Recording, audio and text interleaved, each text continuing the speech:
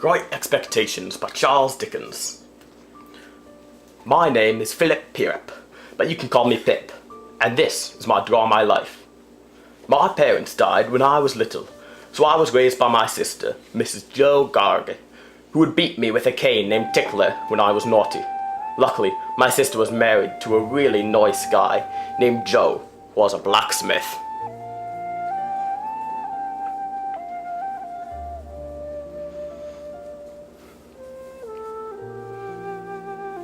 One day, when I was little, I was sitting in the cemetery studying my parents' graves, when suddenly a man grabbed me. The man was an escaped convict and said that if I didn't bring him food and a file to cut off his shackles, his friend would kill me. I ran home as fast as I could, returning with food and a file from Joe's workshop. I found that the first man I approached was not my convict, but another, so I proceeded to find him. When I told my convict about this other man, he became very troubled. As he filed off his shackles, I returned home for Christmas dinner. I witnessed the convict's capture that night, but my convict did not acknowledge that he knew me. He was sent back to the prison ship, and I was relieved.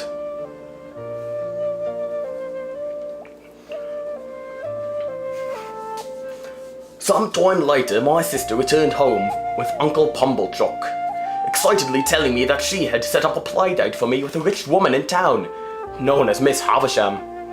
I went to her house, dressed in my best clothes, and I was greeted at the gates of Sadie's house by a beautiful, but cruel girl named Estella.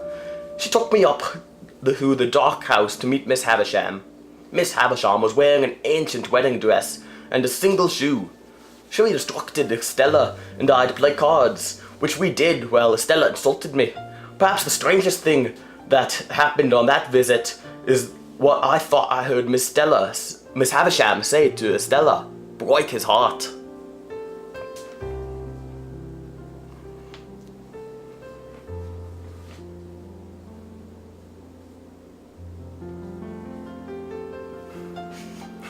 I continued to visit Miss Havisham and Estella at Sadie's house, and Estella continued to be rude and cold to me, insulting my common nature. However, I still felt attached to her. On one day, there were several people gathered at Sadie's house. I was led into a room that looked like it had been decorated for a wedding. Miss Havisham proceeded to tell me that this is where she would have been laid to rest if she had died. I also met a pale young gentleman on this occasion who challenged me to a fight. Though I fought him, he didn't fight back.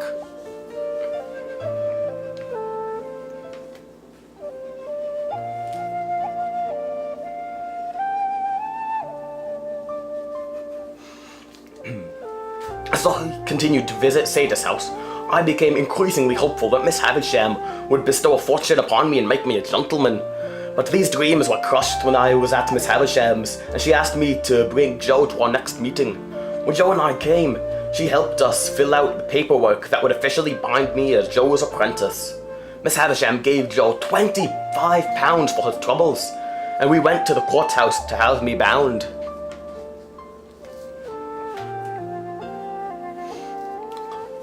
I worked in the forge with Joe, but I wasn't happy. I busied myself with learning and tried to teach Joe to ride. After a while, I finally went back to Miss Havisham's house so I could see Estella again, my one love, only to find out that she was studying abroad to become a lady. I returned home greatly disappointed and discovered that my sister had been attacked with a convict's leg iron. I knew that leg iron had to belong to my convict and that he had to be the one that attacked my sister. I felt so guilty about the attack, as my sister was now an invalid and it was my fault. After the attack, our maid Biddy moved in to help take care of my sister while I continued to work in the forge.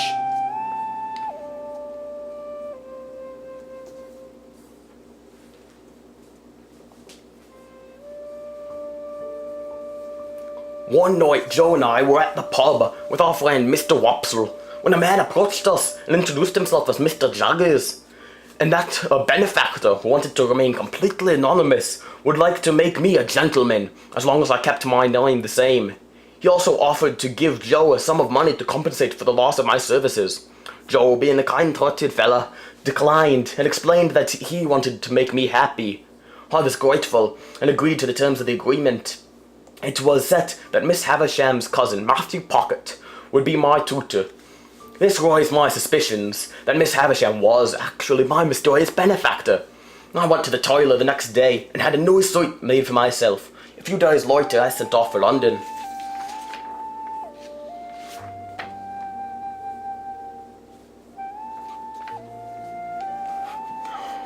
I went to London with Jaggers and was amazed by the hustle and bustle of the city.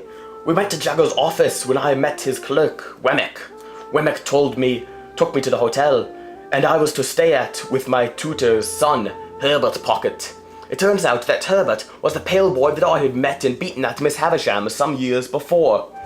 We became fast friends, and he gave me the nickname Handel. He told me the story of the strange Miss Havisham. It turns out that she had fallen in love with a man of lower class, and that he had conned her into giving him a large sum of money. Just minutes before the ceremony, she received a note that he had pocketed the money and ran. Devastated, she refused to leave the house and stopped all the clocks at the time she received the letter. I went to Herbert, to his parents' house, and met the Pocket family.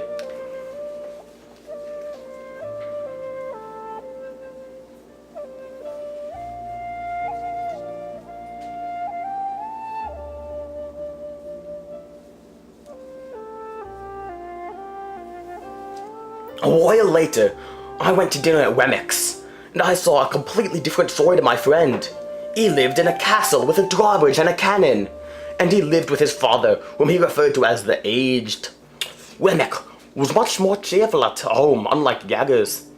I went to dinner at Jaggers, along with Herbert, Wemmick, and Drummel, a man who was staying with the Pockets. Jaggers' house was drab and dull, but he had a peculiar housemaid named Morley, who seemed afraid of him. A few days after dinner, Joe came to visit me in London. I was embarrassed by my changes, and also by his commonness. I had to admit that I was quite rude to him, and only really paid attention to what he was saying until he mentioned Estella, and that she had returned to England. I wanted to apologise, but Joe left before I had the chance to.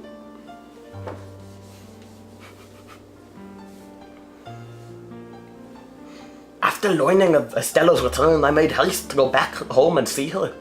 Upon arriving at the Satis house, I saw Orlick, a blacksmith's hand who used to work with Joe in the forge, at the gate, and it turns out that he was the new porter there.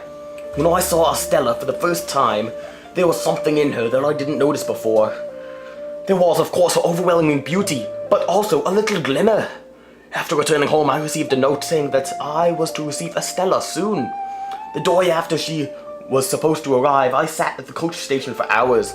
Wemmick passed by and offered to take me inside the prison. I agreed, as it was still several hours before Estella arrived, and I needed a way to pass the time.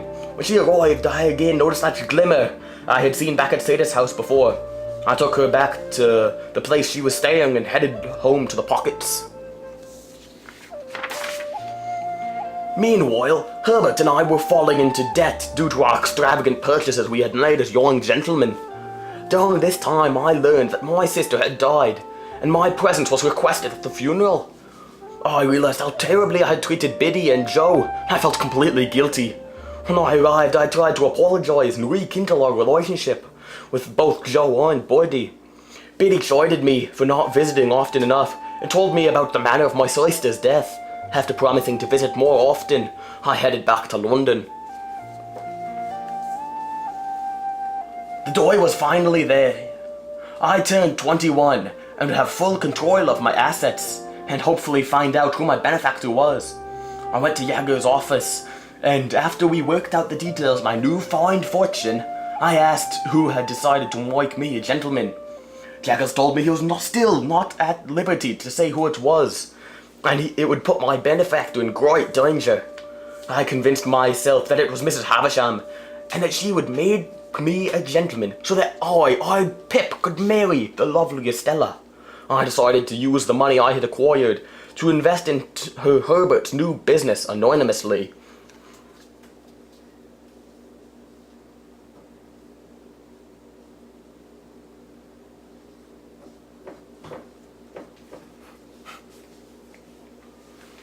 I continued to believe that I was meant for Estella, and we went to visit Miss Havisham. Estella was very rude to Miss Havisham, which made her very upset. especially when Estella pointed out that it was her who had made her so cold-hearted and cruel. I found out that Drummle was courting Estella. When I tried to talk to Estella about this, she told me that I was the only man she didn't try to deceive. I returned to London, feeling dejected, lonely, and forgotten.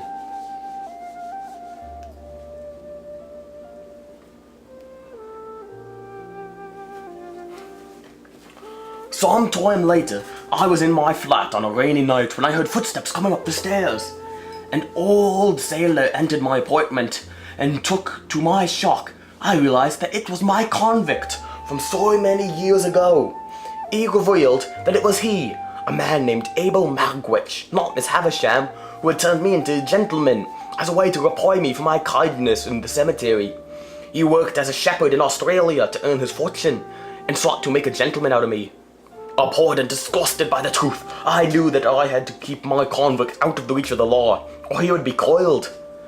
As Herbert was away for a while, I resolved to keep him in my flat, out of sight and out of mind.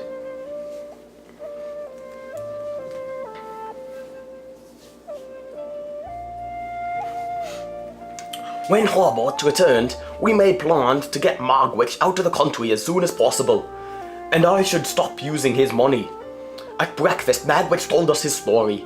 He grew up poor, and had to survive. He was in and out of jail and barely learned to read or write. Later in his life, he met a man named Compeyson, a high-class criminal that needed a man to do his dirty work. Sure enough, Magwitch became that man and was caught while committing a crime on his behalf. At their trial, Compeyson was given a lesser sentence due to his well-to-do background. They both escaped the prison ship, and they were put on, and that Magwitch had attacked Compeyson, the second convict I had seen as later that night after I had seen them in my young life in the cemetery.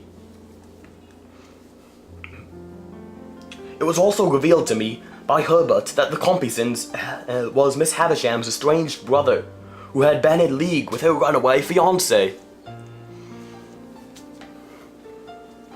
After learning that Miss Havisham was not my benefactor, I went back to see her and Estella. There I learned that Estella and Drummle were now engaged, which broke my heart. I proclaimed that I would always love her no matter what, and walked back to London dejected again. Upon returning to my apartment building, I received a note from Wemmick telling me not to go back home. I obliged and stayed in an inn, and went to see Wemmick the next morning. Wemmick told me that Compeyson was after Magwitch for revenge. Herbert had moved Magwitch to his girlfriend Clara's house, and it was decided that I would have little contact with him, that we would get him out of England on the river near Clara's house.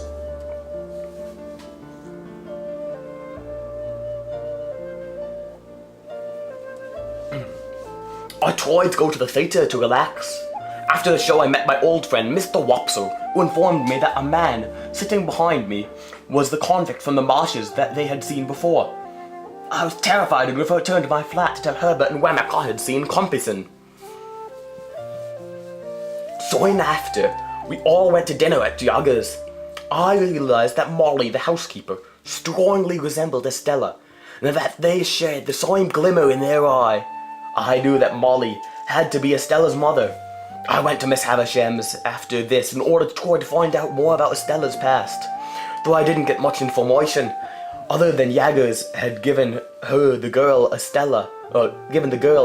to Miss Havisham after she was greatly distraught by the pain that she had caused me. She clung to me and sobbed, trying to gain repentance for her wrongdoings. She asked if there was anything she could do for Moy, and I told her she must buy into Herbert's business to finish what I had started, and that it must be done anonymously just as I had. As I took a walk in the garden after our chat, I looked up and saw Miss Havisham on fire. Rushing upstairs, I smothered the flames with the tablecloth and was badly burned myself. She was saved, but like my sister, became an invalid. I returned home the next day, and Herbert kindly changed my bandages for me, as well as told me the missing piece of Magwitch's story. It turned out that he and Molly had a daughter together, that daughter being Estella. I went to Jaggers to confirm the story. He told me that Molly was indeed Stella's mother, but he had no idea that Magwitch had any connection to her. Back in London, the plans were made to help Magwitch escape in 2 days' time. I received a mysterious note that day, threatening my convict if I didn't meet its rider in the marshes of my hometown that night. Fearing for my convict's safety, I obliged, but was kidnapped by none other than Orlick, who revealed that he was angry with me for getting in the way of pursuing a woman he loved. That had been why he attacked Mrs. Joe. Right before he was about to kill me, Herbert and Rennick burst in, saving me. Unfortunately, Orlick escaped, but rather than going after him, Herbert and I returned back to London to assist Magwitch in his escape. Roy set out by boat on the river with Magwitch the next day and floated out of London into the marshy waters. We stopped in an inn and were told by the employees that the suspicious-looking boat had stopped outside.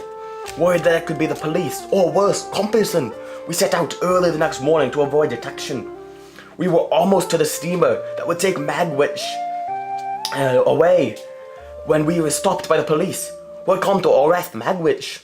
We noticed Compeyson on another boat nearby and dove in to go attack him. There was a lot of splashing, and after a while, only my convict reappeared from the water. He was arrested, but I was not going to let him go without a fight. I promised to stay by his side as he had done for me.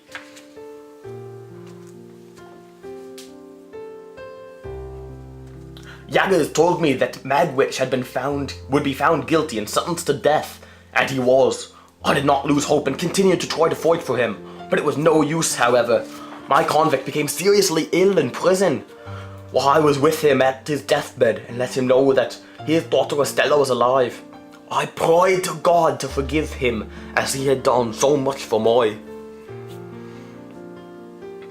After Magwitch died, I became ill with grief, but Joe, despite how poorly I treated him in the past, nursed me back to health.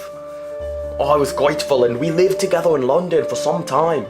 He told me that Miss Havisham had passed away and given the rest of her fortune to the Pocket family. I also learned that Biddy who had taught him how to read and write. Sadly, Joe was unhappy in London, and I woke up one morning to find him gone. But I also rediscovered that he had paid off all my debts. I resolved to go back home and marry Biddy and rekindle my relationship with Joe. Upon my arrival, however, I learned that Biddy and Joe had been married.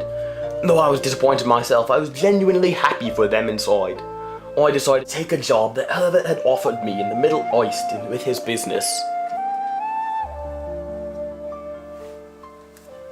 I returned home after a decade or so and learned that Drummle had died. I made my way over to where Sage's house once stood and saw Estella standing there in an empty lot. I met up with her and took her hand, knowing in my heart that we would never be parted again. This is the story of my life, all my expectations and realizations up to this point. I really hope you have learned something from my story. I know I did.